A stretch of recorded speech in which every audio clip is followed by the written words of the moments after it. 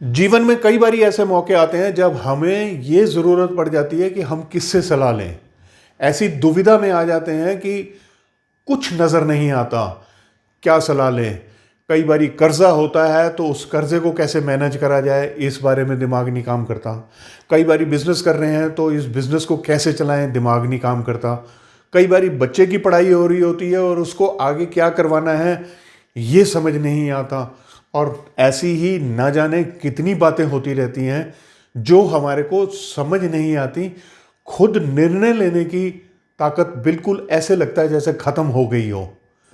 नमस्कार, मैं केवल एक समस्या और आज लेकर आया हूँ। ये भी बड़ी कॉमन है और उम्मीद करता हूँ कि इसमें आपको मैं कुछ ऐसे सुझाव दे पाऊँगा जो अगर आपके साथ ऐसा कभी स्थिति उत्पन्न होती है तो आप उसका हल ढूंढ पाओगे।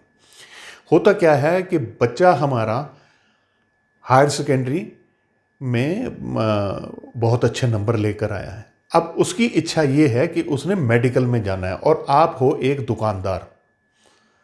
आप अपने एक मित्र के पास गए जो बहुत ही आपका क्लोज मित्र है और आपका वेल विशर है, पर उसका काम है किराने का।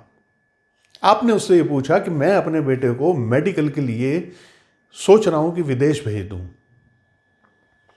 क्या करना चाहिए मुझे। तो उसने जवाब ये दिया कि देखो ऐसा है कि डॉक्टर बन भी जाएगा तो क्या कर लेगा, बहुत डॉक्टर है।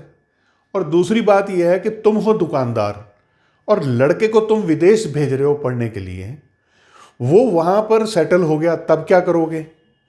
और अगर वो वहां से पढ़कर वापस आ भी गया तो वो तुम्हारी दुकान पे तो बैठने से रहा, तुम्हारे बाद इस दुकान का क्या होगा।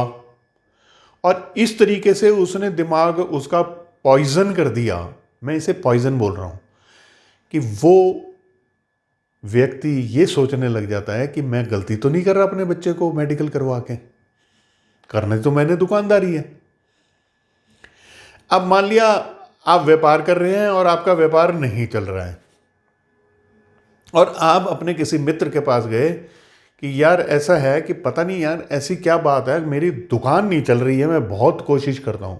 और आपका जो मित्र है वो एक आर्किटेक्ट है या डॉक्टर है या वकील है, बहुत क्लोज दोस्त है आपका, आपका उठना बैठना सब इकट्ठा है, घर में आना जाना है। आपने उससे सलाह ले ली और वो आपको सलाह दे रहा है कि अपनी दुकान में आप ये करो, ये लाइटें लगवाओ, ये कस्टमर आजकल गलत आ रहे हैं, सुबह बोनी के वक्त में आपने रिप्लेसमेंट कोई नहीं लेनी, शिकायत नहीं सुननी, अब जो लोगों को घर में सामान डिलीवर करते हो ये बंद कर दो, गलत आदतें डाल रहे हो। होगा क्या, इससे आपका दिमाग दूसरी तरफ चलेगा। जो व्यापार को आपने बढ़ाना था वो व्यापार आप और नीचे ले गए। अब मान लिया कर्जा है आपके ऊपर और आपने किसी से सलाह ले ली, वो एक गण्य माने आपके सर्कल के अंदर सबसे अमीर आदमी है और वो बहुत लोगों को पैसा कर्जे पे भी देता है। आपने नहीं लिया उससे, बात अलग है। या मान लो आपका बैंक का लोन है, आप उसके पास जा रहे हो, भाई मैं तो बहुत फंस गया हूं, मैं अपना कर्जा कैसे उतारूं। तो पहले तो वो लानतें देगा आपको कि ये तू बेवकूफ़ था जो तूने कर्जा ले लिया, ये इतना ज़्यादा इंटरेस्ट क्यों भर रहा है, तुझे ज़रूरत क्या पड़ गई थी, अपने आप को कंट्रोल करके चलना चाहिए था। फिर वो आपको ये सलाह देगा कि ये भी बेच दो, ये भी बेच दो, ये भी बेच दो और कर्जा उतार दो। आप कहते हो जी ये सब कुछ बेच देने पे भी मेरा कर्जा नहीं उतरता, और फिर वो आपको कुछ उल्टी सीधी सी सलाह भी दे देगा। या वो आपको कह देगा कि और कर्जा उठा लो और ये कर्जा चुका दो। ऐसी चीज़ें बहुत आम होती रहती हैं।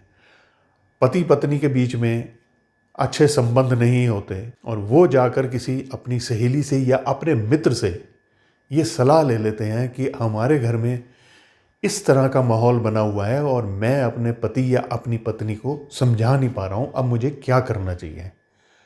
और वो शख्स आपको अलग अलग किस्म की राय दे देते हैं कि आपने इसको ऐसे हैंडल करना है, बनता काम और बिगाड़ देते हैं आप।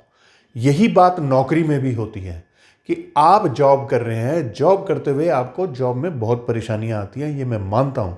लेकिन सलाह आप लेने चले जाते हो अपने किसी दोस्त या किसी जानकार या किसी बहुत बड़े आदमी से, और वो आपको ये सलाह देता है कि किसी की मत सुनना, बॉस तो हमेशा गलत ही बोलते हैं, उन्होंने तो आपको अगर 1 लाख रुपया देना है तो 2 लाख का काम लेना है। भाई ठीक है ना, लेना ही चाहिए उसे।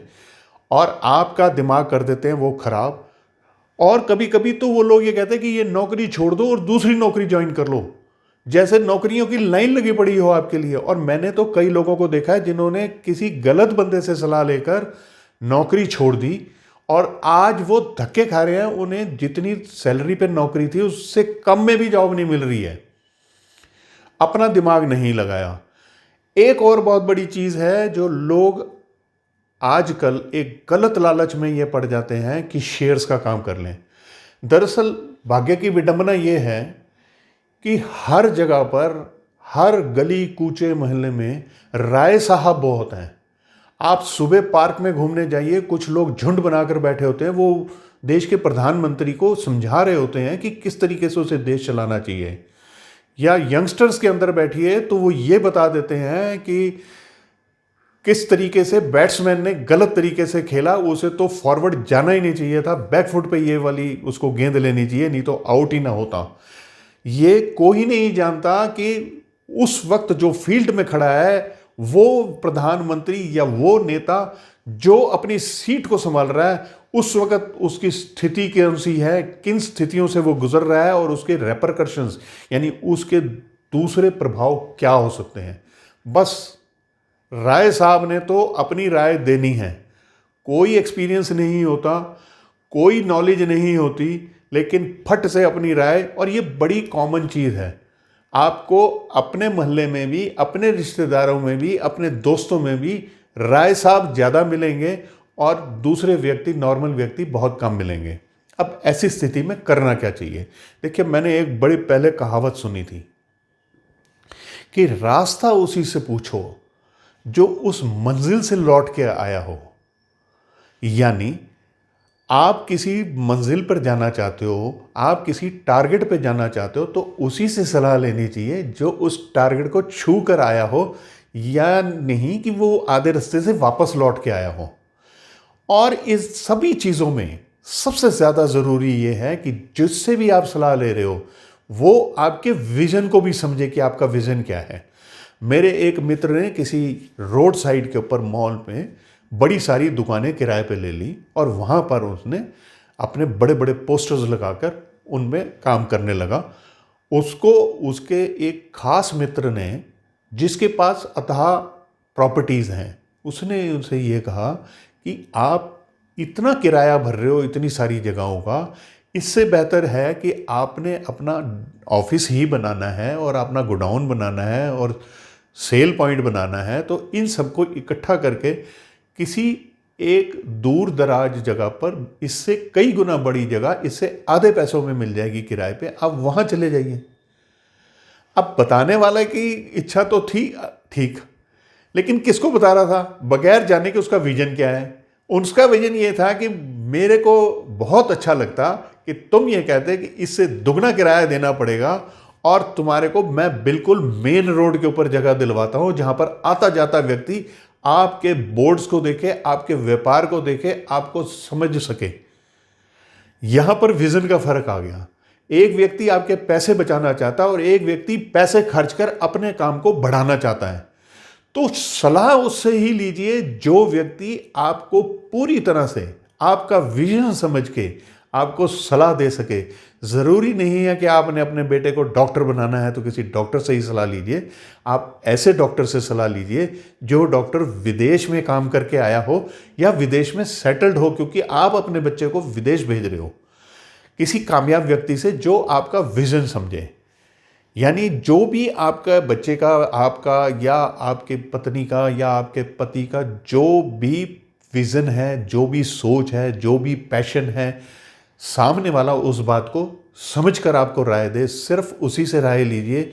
यूँ सड़क पे चलते फिरते राय साहब को नमस्कार करना ज़्यादा फायदेमंद है। उम्मीद करता हूँ आप मेरी इस बात को कुछ पकड़ पाए होंगे कि जो मैं कहना चाहता हूँ। और दूसरी बात यह है कि अगर ये ऐसा कोई व्यक्ति आपको नहीं मिलता तो आजकल ऐसे कमर्शियल एडवाइज़र्स बहुत हैं, आप पैसा दे के सलाह ले लीजिए, लेकिन जीवन को बर्बाद मत कीजिए। उम्मीद है आप मेरी इन बातों को मानेंगे और इन पर चलने की कोशिश करेंगे। वीडियो अच्छी लगी हो तो इस वीडियो को लाइक कर दीजिए, और अच्छी लगी हो तो मेरे चैनल को सब्सक्राइब कर दीजिए, क्योंकि मैं तो अब लाता ही रहूँगा आपके लिए कुछ ना कुछ। अब आपका हाथ जा ही रहा है सब्सक्राइब करने के लिए, कर रहे हैं ना?